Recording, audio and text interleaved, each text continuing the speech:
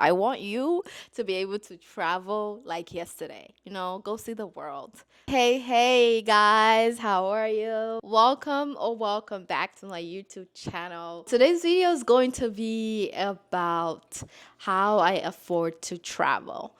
What the things that I do in my everyday life that makes it possible for me to travel. And I hope that you can take from it and apply it to your life. The first thing I make sure to do is to choose experiences over instant gratification. Let's say there's a bag that I've been eyeing, right? This bag is very expensive. I'm not buying it because in my mind, I'm thinking that's a plane ticket. Try to make sure that I'm intentional about the things that I buy. I'm intentional about what I spend my money on, especially if it's something that I don't need. If it's not healthcare, if it's not necessary, if it's a want, I usually try not to indulge because I know that I could easily just add a little bit more money to whatever it is. Because I know that bag, I'll use it for a year or 2 years, and then another thing is going to replace it. But if I travel, that's forever. It's something that makes me so happy. Budget. I'm very intentional about what I spend, so I'm intentional about budgeting for a trip. For any trip that I take, I try to determine early what kind of trip this is going to be. Is it a country where my money can go further, or is it a country where I'm going to be very conservative? Is evaluating what kind of travel I want to have.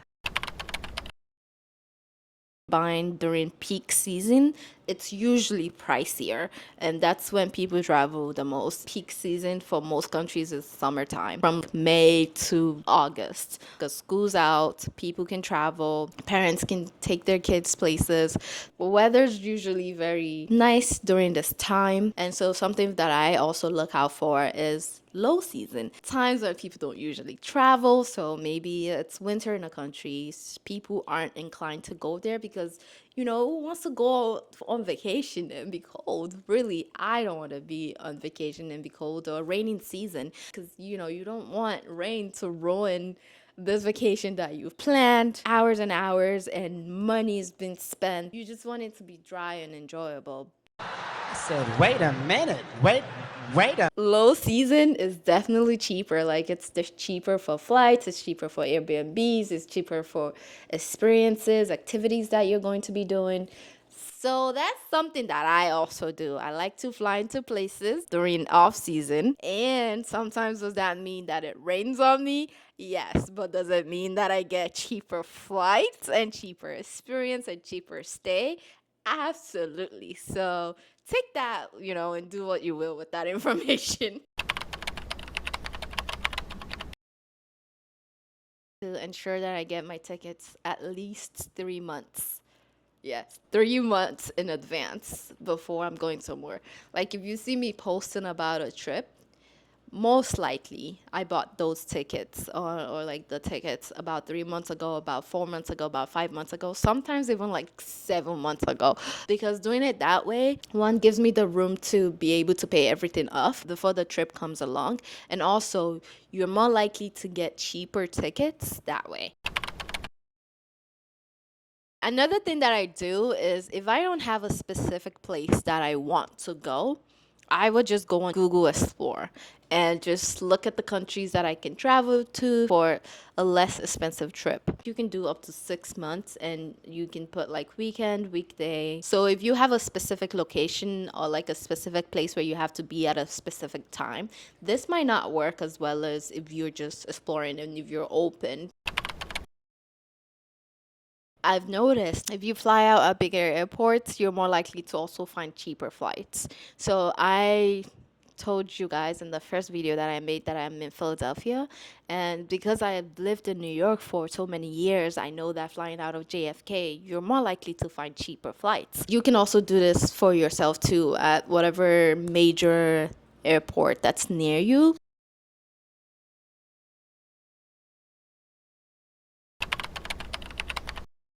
Once you have a country in mind or you've gotten your ticket, the next thing that you need to do is to research. Oh my gosh, you need to go down the rabbit's hole. So what I do is watch 10,000 videos on YouTube, read a lot of blog, go on Reddit and go down the rabbit hole of people who's been to that country before. For accommodation, I love to go on Airbnb. It's for every traveler. You can find really, really cheap places, or you can find medium, you can find high-end places. So it really depends what kind of budget you have for the trip. I will go down the rabbit hole to find a good location, good price, and good interior design. Also look into the possibility of hotels. There's another option, which is a hostel. I've never done it before. That's something that you can definitely look into. So another thing that helps me, I like to pre-book everything that I know that is my non-negotiable before I go on the trip. That's another way that I need to save money, because sometimes some of the activities, if you buy them ahead of time, you can get them for a much cheaper price. And if you get them online, sometimes you can get them much cheaper than if you go in person, or if you're buying it on the day off or the day before. If you're going during off season too, a lot of these activities are well priced. I'm just saying, a lot of them are well priced. Now let's talk about transportation. So like I said before, I go down the rabbit hole of this country. I do lots and lots of research. Do I have to rent a car? Maybe I could just Uber everywhere. So for countries like Guatemala, it didn't make any sense for me to rent a car. And things weren't that far from each other. This really depends on the country that you're going, and when you do the research, you'll find out what you need to do. The next thing that I do to have peace of mind is getting travel insurance, knowing that if my travel was canceled, I can get something back. If my Airbnb host canceled for some reason, I could get something back. I've always gotten travel insurance, but I never got to use it, which is a good thing. That means like I didn't get sick in a foreign country, or if I got sick, I was okay enough not to go to the hospital. My flights weren't so delayed that I needed to get something back. But it's always good to have travel insurance, because you have that peace of mind knowing that if something goes wrong, you're covered. When I get the flights like 3 months before, I make sure that my passport is up to date, or I have the time, the buffer to do what I want to do without having to pay for extra, because I don't want to pay for emergency passport. I don't want to pay for an emergency service, expedited service, because they do add up. They really, really do add up. Another thing that I do to make sure that I have a cheap travel is to get a SIM card when I get to the country. So instead of using T-Mobile, even though they claim that I have an international plan, one, it's not good enough. It's really slow. I don't even want to deal with that. Instead of just waiting around for that, I would usually get a SIM card. And usually SIM cards are super cheap. They're about $20 or less. I think most times I've gotten them for $5, $10.